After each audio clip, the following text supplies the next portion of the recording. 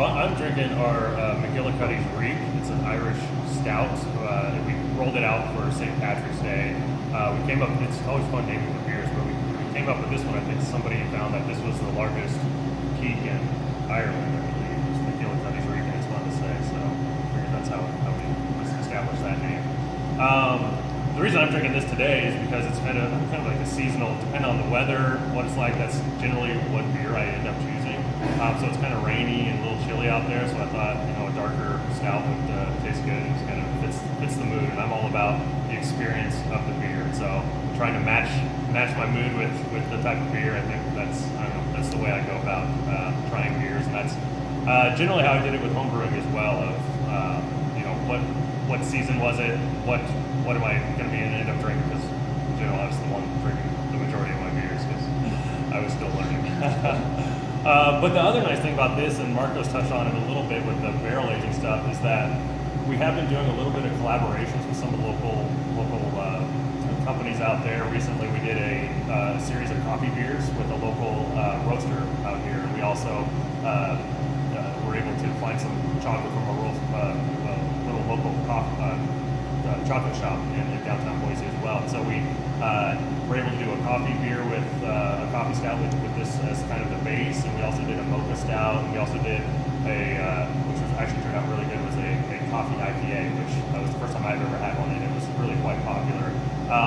But I do like the experimental part, although Marcos is the one that's doing the brewing. I'll get in here from time to time and help him mash in, but that's pretty the extent of it. I'll let Marcos handle the dirty work for the most part. But it's fun to kind of experiment with things. You don't want to get too wild. Sometimes it feels a little bit gimmicky, but there's that fine balance between being creative and trying new things and then going gimmicky, and we want to try to tread lightly on that. So yeah, that's kind of my experience so far with the different types of beers we've had in here. And I think the nice thing about our system is that it is relatively small, so it does allow us to experiment a little bit more. If something doesn't go right, fortunately, we've done pretty good with what we've done so far. But it's not the end of the world. We're not brewing hundreds of thousands of barrels of beer. So that's the nice thing. I mean, we are limited on space and size and frequency that we can actually brew, but that is one of the nice things about the system that we have here in place. So what's in that? What's in this? Marcos, what's in this? So it's barley, a little bit of barley, some pale ale malts, some roasted barley, and a little bit of what's called a carafa malt, and it's a deep bitter carafa, which just means that it's actually had part of its husk removed. So generally there's a husk on the outside of barley, and when you crush that up, that becomes a little more exposed. And the reason it doesn't have a husk is just so it doesn't contribute as much bitterness. When you're grinding malt, you don't want it too coarse to where it's not cracked or it's not exposed the inside, and you don't want to pulverize it. And one of the reasons you don't want that finely ground malt is because of that husk. The finer it is, the more astringency, the more bitterness that you're going to draw from that husk, and especially in these darker malts. So it's kind of a newer malt. It's not something that's been around very long, but yeah, with technology, they've been able to basically remove that husk entirely, and so you get all of the dark malt flavor without any of the astringency or bitterness that you normally would get from it. So pretty basic recipe. A little bit of Irish yeast. That's one thing that I know we do well is yeast variety. We don't necessarily have a house yeast. There are a handful of beers up there that are made with the same type of yeast. But out of the 13 beers that we have on style right now, I think we have 6 different strains of yeast, which is pretty uncommon for a lot of breweries. And touching on what Chuck said about being smaller, I think is really what helps us do that, especially, and what helps us do that is just the brewing community in general. We're very close with a lot of different breweries, and everyone's willing to help out and share. And so one thing that we have the ability to do, because we are so small, is borrow yeast from other people.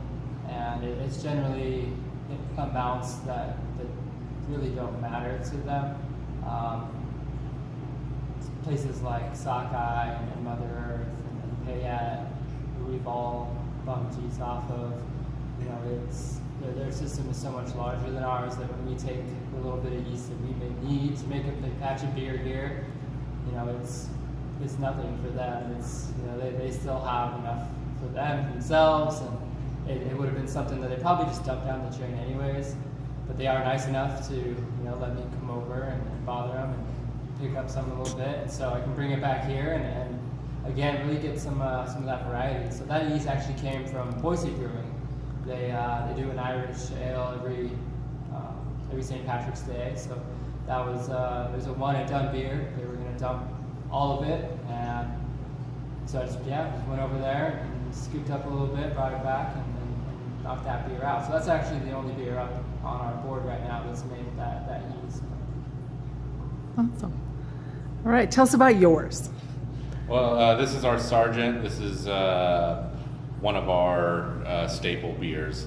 Pretty much my go-to every time I come in. I think that's where me and Chuck over here are different a little bit about. He likes to drink to what the seasons are. I kind of say, oh man, I really like this, and I'm just going to keep drinking it. But no, and I'll definitely drink other things for sure. Yeah, this is one of our good ones, and I just kind of picking up off of what Marcos was saying about like the community and everything, and how we come up with our styles and recipes and things like that. I mean, obviously Marcos is going to be the brains behind, what grains we're going to be using, what yeast we're going to be using, and everything like that. We'll sit down and we'll be like, hey, Marcos, this is what we're thinking. And what we really love about him is that he's like, okay, yeah, let's make it happen. And you're like, all right, and so we'll put a grain order together, we'll order it in, and get going on it. And a lot of the inspiration comes from, beers that I've had at other breweries. I lived in Missouri for a little bit. I grew up here, moved out to Missouri for a little bit. So I got to try some beers from breweries over there like Mother's and Boulevard and things like that, and 4x4 Brewing, which are really popular out there. Different styles, but they still put the same passion in it. And so that's just kind of where I see, I'm like, oh man, I see what they're doing. I'm like, all right, how can we make our variation of it? How can drink, I was over at Clairvoyant the other day. I was like, oh man, they got some good beers. I want my beer to taste like this, and so it just kind of getting our inspiration from the people who have figured it out, and then on the flip side of that also coming up with our own stuff. We were talking about it a little bit that, we've got, we threw donuts in a stout, earlier this week, and we've never done it before. And so it's just something that we're wanting to try out and experiment, which is again, back to, it's a 7-barrel system, so it's different than if we had a 30-barrel fermenter or a 30-barrel system or something like that we're done. Like if it's not good, we're going to be struggling for a little bit, so it's awesome to be able to experiment that way and figure out where we're going to go next. And we'll hear something weird. Marcos will tell me, hey, that's kind of how the sour came up. I never even thought that we would do a sour. And Marcos, when we actually just first purchased the place, he came up to me and Chuck and he said, hey, how do you guys feel about sours? And so we were like, well, we never really thought about it, but yeah, let's do it. If you can make it, let's go for it. And sure enough, that's what you were drinking the other day, the Mash Tun Slumber Party, and it's a hit. People love it, and someone like myself who never thought that they would like sours end up liking a sour.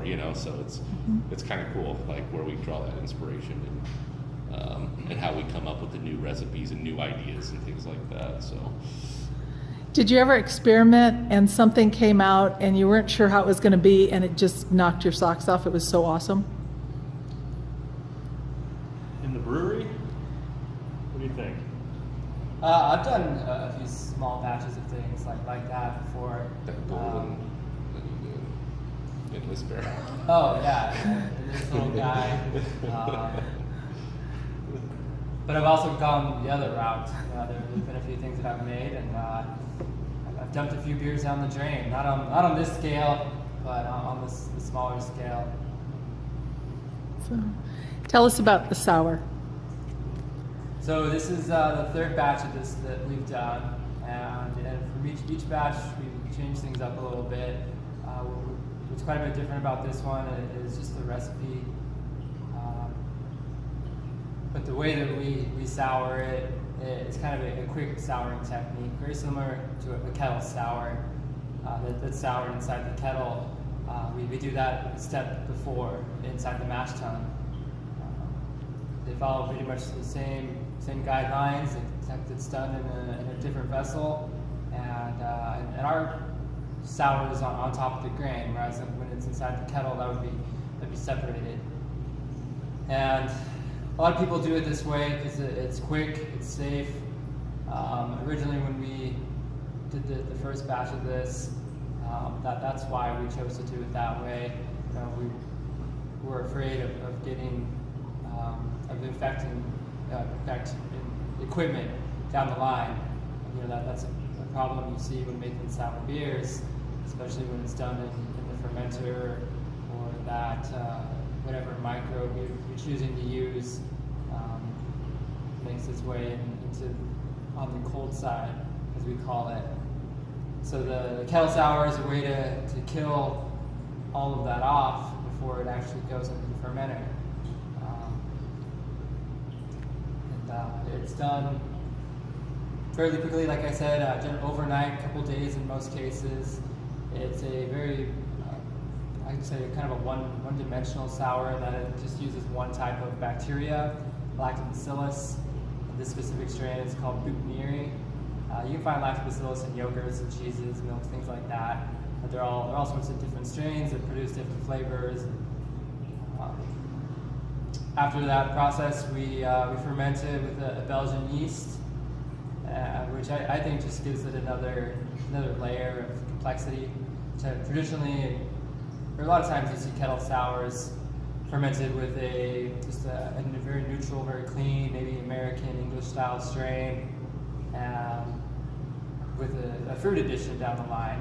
So to me, you get something that is just sour and maybe a little fruity, depending on the fruit that you use. So, incorporating the Belgian yeast, doing it inside of the mash tun on top of that grain versus off of that grain, and then I think really gives it just another dimension, another layer.